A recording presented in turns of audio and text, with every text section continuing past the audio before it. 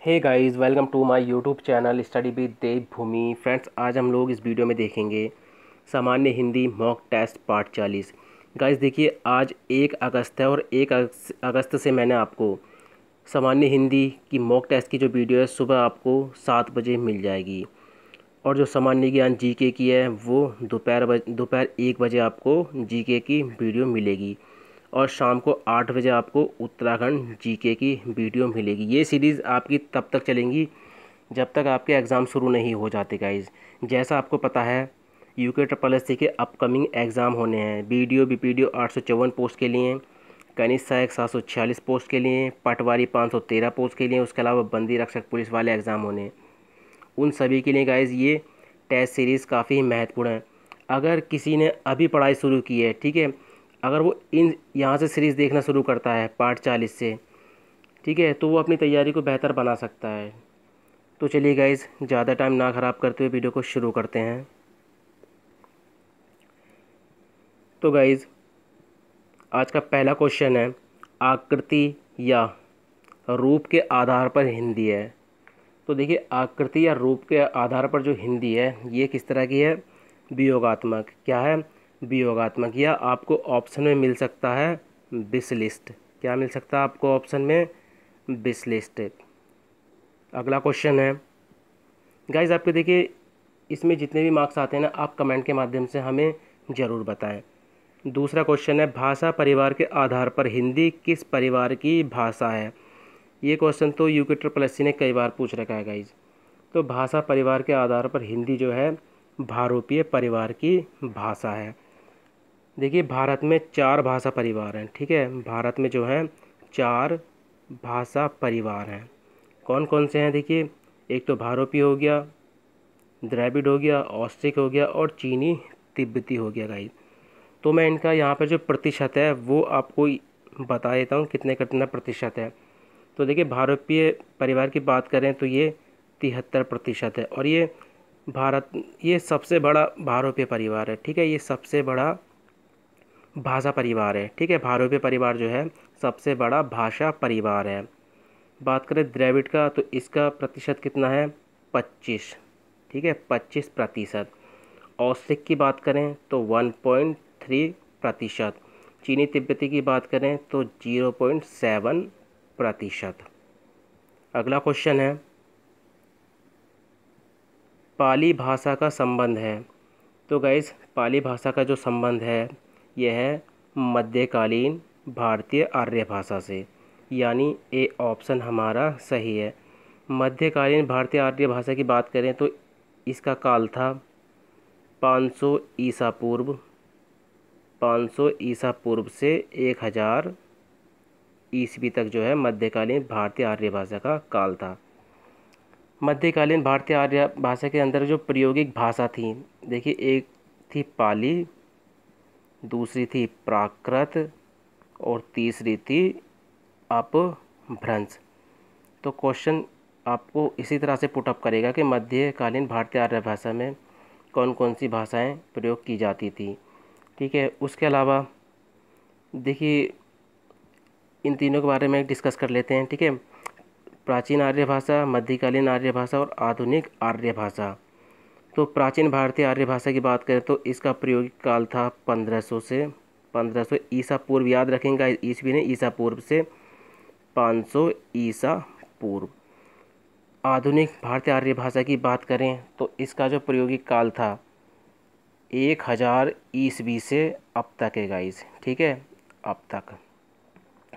और जो आधुनिक भारतीय आर्य भाषा थी इसमें हिंदी और हिंदीतर भाषाएं आती हैं, ठीक है। जैसे बांग्ला, उड़िया, असमिया, मराठी, गुजराती, इस तरह से जो भाषाएं हैं वो सभी जो हैं भारतीय, ठीक है, आधुनिक भारतीय आर्य भाषा के अंतर्गत जो है वो आती हैं। अगला क्वेश्चन है, निम्न में से किसे संस्कृत नाम से जाना जाता है? Very very most important question है गाइज। तो निम्न में से किसे संस्कृत नाम से जाना जाता है? तो ये जाना जाता है लौकिक संस्कृत को, यानी सी ऑप्शन हमारा सही है, ठीक है गाइज। देखिए, जो प्राचीन हिंदी है, ठीक है, प्राचीन भारतीय आर्य भाषा है, उसका काल जो था मैंने आपको बता दिया है 1500 ईसा पूर्व से 500 ईसा पूर्व था। तो इसमें जो है दो दो भागों में बांटा था इसको, एक तो वैदिक संस्कृत और दूसरी थी लौकिक संस्कृत। तो इसमें जो लौकिक संस्कृत है इसी को संस्कृत कहा जाता है, ठीक है। और लौकिक संस्कृत को, ठीक है, जो संस्कृत नाम दिया था, लौकिक संस्कृत को जो संस्कृत नाम दिया था वो पाणिनि ने दिया था, ठीक है, पाणिनि ने दिया था। और वैदिक संस्कृत को क्या कहा गया है? छांदस। क्या कहा गया है? छांदस। छांदस नाम जो दिया गया था ये भी पाणिनि और यास्क द्वारा दिया गया था। पाणिनि और यास्क द्वारा गाइस है ये जो है नाम दिया गया था। अगला क्वेश्चन है, भारत की प्रथम देश भाषा है, very very most important question guys ये। तो भारत की प्रथम देश भाषा है पाली, यानी बी ऑप्शन हमारा सही है। देखिए पाली भाषा का जो प्रायोगिक काल रहा है वो रहा है 500 ईसा पूर्व से पहली ईस्वी तक। और भगवान बुद्ध के सारे उपदेश जो हैं वो पाली भाषा में ही हैं, ठीक है। भगवान बुद्ध के जो सारे उपदेश हैं वो पाली भाषा में ही हैं। अगला क्वेश्चन है, संक्रांतिकालीन भाषा है। तो देखिए संक्रांतिकालीन जो भाषा है ये है अबहट, ठीक है। इसको संक्रांतिकालीन भाषा या संक्रमणकालीन, ठीक है, संक्रमणकालीन भाषा भी कहते हैं। अबहट का काल जो माना जाता है, अबहट का, ठीक है, वो माना जाता है 900 से 1100 ईस्वी तक। अगला है, प्राचीन हिंदी का प्रायोगिक काल है। तो गाइज प्राचीन हिंदी का जो प्रायोगिक काल है गाइज ये है 1100 ईस्वी से 1400 ईस्वी तक, यानी ए ऑप्शन हमारा सही है। देखिए भारतीय आर्य भाषा को जो है 3 भागों में बांटा गया था, प्राचीन हिंदी, मध्यकालीन हिंदी और आधुनिक हिंदी। तो प्राचीन हिंदी 1100 ईस्वी से 1400 ईस्वी, उसके बाद आती है मध्यकालीन हिंदी 1400 से 1850 ईस्वी, और उसके बाद आती है आधुनिक हिंदी जो 1850 से अब तक है गाइज। अगला क्वेश्चन है, हिंदी निम्न में से हिंदी की आदि जननी है, ठीक है, निम्न में से हिंदी की आदि जननी है, ये क्वेश्चन भी पूछ रखा है गाइज। तो आदि जननी किसको कहा जाता है? संस्कृत को, यानी सी ऑप्शन हमारा सही है। अगला क्वेश्चन है, सामान्यतः हिंदी भाषा के इतिहास का आरंभ माना जाता है। तो देखिए सामान्यतः हिंदी भाषा के इतिहास का जो आरंभ माना जाता है ये माना जाता है अपभ्रंश से, यानी बी ऑप्शन हमारा सही है। अगला क्वेश्चन है, हिंदी के विकास का सही क्रम है। तो देखिए हिंदी के विकास का जो सही क्रम है, संस्कृत, पाली, प्राकृत, प्राकृत के बाद अपभ्रंश, और अपभ्रंश के बाद अभट, और अभट के बाद प्राचीन हिंदी। तो देखिए संस्कृत, पाली, प्राकृत, अपभ्रंश, तो ये मिलता है हमें ऑप्शन सी में। गाइस देखिए आपको संस्कृत जो हिंदी का जो विकास क्रम है वो जरूर याद होना चाहिए। अगला क्वेश्चन है गाइस, अपभ्रंश का प्रयोग काल है। तो देखिए अपभ्रंश का जो प्रयोग काल है वो है 500 ईस्वी से 1000 ईस्वी तक। तो गाइस हमारा सी ऑप्शन सही है।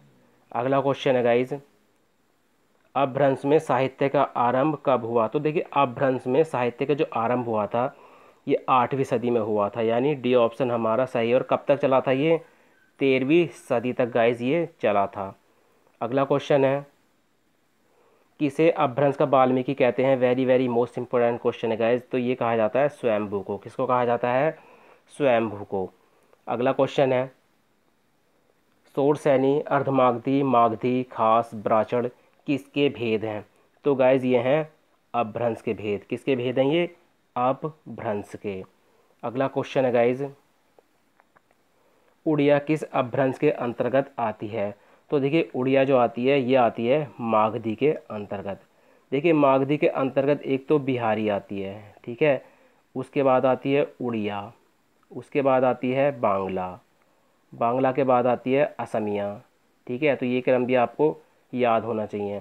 उसके बाद बात करें शोरसैनी, तो इसके अंतर्गत आती है देखिए एक तो पश्चिमी हिंदी आती है, ठीक है, पश्चिमी हिंदी। उसके बाद आती है राजस्थानी, राजस्थानी के बाद आती है गुजराती। और अर्धमागधी में बात करें अर्धमागधी की, तो अर्धमागधी में आती है गाइस आपकी पूर्वी हिंदी। ठीक है, पूर्वी हिंदी जो आती है वो अर्धमागधी के अंतर्गत आती है। खस की बात करें तो इसमें पहाड़ी आती है, जैसे गढ़वाली हो गई, कुमाऊनी हो गई। उसके अलावा एक बच जाता है ब्राचड़, तो ब्राचड़ में आती है देखिए, एक तो पंजाबी और दूसरी आती है सिंधी। तो गाइज़ ये थे आज सामान्य हिंदी मॉक टेस्ट पार्ट 40 के 15 मोस्ट इंपॉर्टेंट क्वेश्चन जो आपके आने वाले एग्ज़ाम में आपकी काफ़ी मदद कर सकते हैं। गाइज़ देखिए मैं आपको फिर बता देता हूँ, आपको सुबह जो 7 बजे मिलेगी, ठीक है, वो हिंदी की वीडियो मिलेगी। ठीक, सुबह 7 बजे जो मिलेगी हिंदी की वीडियो, दोपहर 1 बजे जो मिलेगी आपको जीके की वीडियो मिलेगी, और शाम को 8 बजे जो मिलेगी वो उत्तराखंड जीके की वीडियो मिलेगी। तो गाइज़ अगर आपको वीडियो 1% भी अच्छी लगी हो तो वीडियो को लाइक करें, कमेंट करें और वीडियो को ज़्यादा से ज़्यादा शेयर करें। और अगर अभी तक आपने हमारा चैनल सब्सक्राइब नहीं किया तो आप हमारे चैनल को सब्सक्राइब कर सकते हैं। चलिए मिलते हैं अपनी नेक्स्ट वीडियो में। Thank you for watching.